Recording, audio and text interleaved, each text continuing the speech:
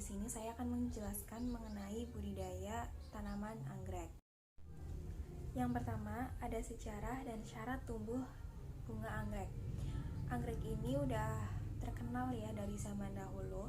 Anggrek ini paling banyak itu berasal di daerah tropis dan memiliki lebih dari 25 jenis. Ini untuk di dunia. Sedangkan di Indonesia sendiri itu sudah ada 2.500 jenis anggrek, mulai dari anggrek bulan, anggrek dendronium, anggrek epiphytis, semi epiphytis, dan lain-lainnya. Sedangkan untuk syarat tumbuh tanaman anggrek secara umum, itu yang pertama, ada ketinggian tempat berkisar dari 100 sampai 199 mdpl. Yang kedua, ada suhu berkisar 25 sampai 35 derajat Celcius. Dan yang ketiga, kelembaban udara yang dikehendaki berkisar 20 sampai 50%. Dan yang keempat, lokasi tumbuh bunga anggrek harus bebas dari cemaran bahan kimia berbahaya. Karena mengingat tanaman anggrek ini sangatlah sensitif terhadap bahan kimia. Jadi kalau dari biji maupun tanaman itu sendiri terkena cemaran bahan kimia, maka bisa jadi tanaman itu akan mati. Yang selanjutnya ada pembibitan bunga anggrek. Jadi perbanyakan anggrek ini bisa dari pembibitan secara generatif maupun vegetatif. Dari generatif itu dari biji, sedangkan vegetatif itu bisa dari stek batang diambil dari anakan induk tanaman anggrek tersebut. Nah, saya akan menjelaskan mengenai pembibitan bunga anggrek dari biji. Yang pertama, itu merendam biji anggrek yang sudah disterilkan ke dalam larutan pupuk organik cair GDM spesialis tanaman hias dan air yang sudah disiapkan selama 30 menit. Jadi biji anggrek itu harus direndam ke pupuk organik selama 30 menit. Setelah itu, saring biji dengan kertas filter dan masukkan ke dalam botol yang steril. Setelah biji tersebut direndam, diambil dan dikeringkan ke kertas filter, lalu masukkan ke botol yang steril. Jadi botolnya itu harus benar-benar steril, dijauhkan dari bakteri.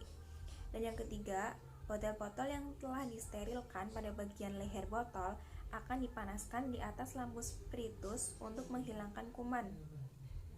Karena mengingat biji anggrek ini sangat sensitif terhadap bakteri, jadi botol-botol di leher botolnya itu dipanaskan sama di atas lampu spiritus untuk menghilangkan kuman. Yang keempat, biji anggrek dimasukkan ke dalam botol dengan menggunakan pipet yang sudah disterilkan dan diratakan ke seluruh permukaan alas makanan yang sudah disiapkan. Jadi biji anggrek itu dimasukkan ke botol dengan menggunakan pipet tanpa menggunakan tangan, karena tadi seperti itu biji anggrek itu harus steril, tidak boleh terkena kuman maupun bakteri sedikit pun. Setelah biji anggrek itu dimasukkan ke dalam botol, maka tutup botol tersebut harus ditutup sampai rapat hingga kuman pun mungkin tidak bisa masuk. Nah, selanjutnya ada teknik penyemaian benih. Yang pertama, periksa biji anggrek dengan mikroskop. Biji yang kosong berwarna putih dan yang berisi berwarna kuning coklat. Jadi biji tersebut harus diperiksa dengan mikroskop. Apabila biji tersebut kosong berwarna putih dan yang berisi itu berwarna coklat, jadi mungkin biji yang kosong itu nggak jadi tanaman anggrek, tetapi yang berisi yang mungkin kemungkinan untuk tumbuh itu berwarna kuning atau kecoklatan, dan itu harus diperiksa dengan mikroskop karena tidak bisa dilihat oleh mata kita. Yang kedua, siapkan botol kaca berwarna bening yang memiliki mulut besar untuk tempat itunya biji anggreknya. Yang ketiga, tutup botol dengan menggunakan kapas yang digulung-gulung dan diikat ke mulut botol secara rapat. Kerapatan tutup botol menjaga agar bakteri atau jamur itu tidak masuk sehingga biji tersebut tidak terinfeksi atau terkontaminasi dengan kuman. Kalau biji tersebut terkontaminasi dengan kuman, maka bisa jadi biji anggrek tersebut nggak bisa tumbuh. Yang keempat, siapkan lemari kaca yang sudah disterilkan dengan menggunakan formalin. Dan yang kelima, membuat alas makanan anggrek yang biasanya dipakai resep Puzon C Notsen 12. alas makanan anggrek ini digunakan di bawahnya biji anggrek tersebut untuk alas makanan si biji anggrek selama di persemaian.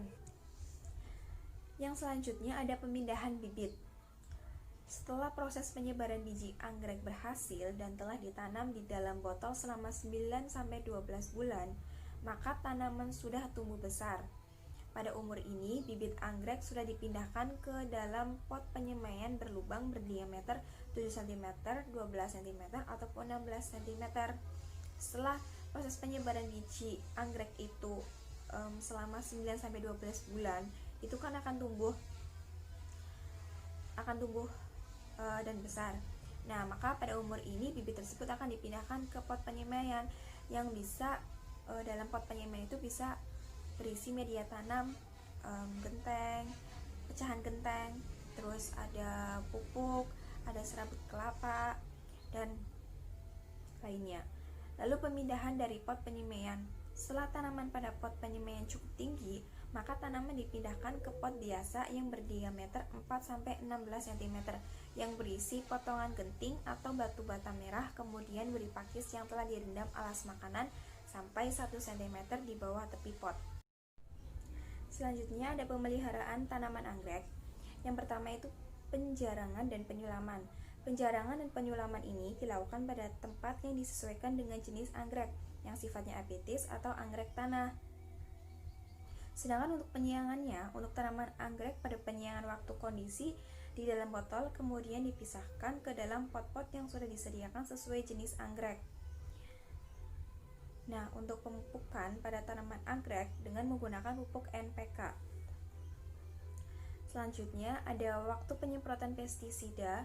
Ini penyemprotan bagi tanaman anggrek sehat dilakukan rutin kurang lebih 3 bulan sekali. Sedangkan bagi tanaman anggrek yang terserang hama itu dilakukan berulang-ulang kali dengan jangka waktu tertentu dan seminggu sekali. Jadi untuk menetralisirkan hama dan penyakit pada tanaman anggrek tersebut. Selanjutnya ada hama dan penyakit pada tanaman anggrek.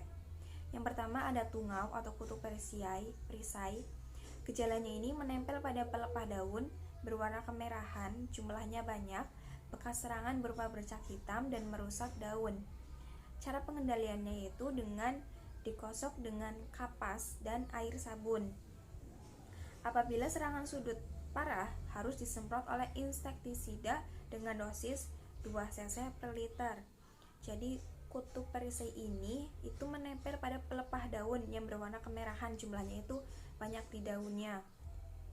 Nah, ini tuh bisa merusak daun ataupun bisa menghilangkan daun. Selanjutnya ada penyakit bercak coklat. Ini gejalanya bercak kecil bening pada pucuk daun. Dalam beberapa hari dapat meluas ke seluruh kompot. Daun kecambah anggrek menjadi rusak dan mati. Penyakit ini sangat ganas karena mematikan dan cepat menular. Pengendalian sangat sulit penyakit ini pada awal serangan. Pada serangan yang parah tidak ada jalan lain kecuali memusnahkan seluruh kecambah anggrek. Jadi kalau dalam si kecambah anggrek itu udah terkena penyakit bercak coklat, maka pengendaliannya itu cukup ribet atau enggak sulit. Itu dengan cara lain kita bisa memotong kecambah anggrek tersebut. Selanjutnya ada panen dan pasca panen tanaman anggrek. Nah, untuk tanaman anggrek yang sudah siap panen itu bibit anggrek yang sudah dewasa dan sesudah 2 bulan tangkai bunga akan menghasilkan 2 tangkai dengan jumlah kuntum 20-20 kuntum per tangkai. Jadi itu sudah panen. Sedangkan untuk pasca panennya, tanaman anggrek ini tanaman muda untuk bibit dan tanaman dewasa untuk tanaman hias serta bisa untuk bunga potong. Sekian presentasi dari saya. Mohon maaf apabila ada kesalahan kata ataupun kurang memahami. Sekian, terima kasih. Wassalamualaikum warahmatullahi wabarakatuh.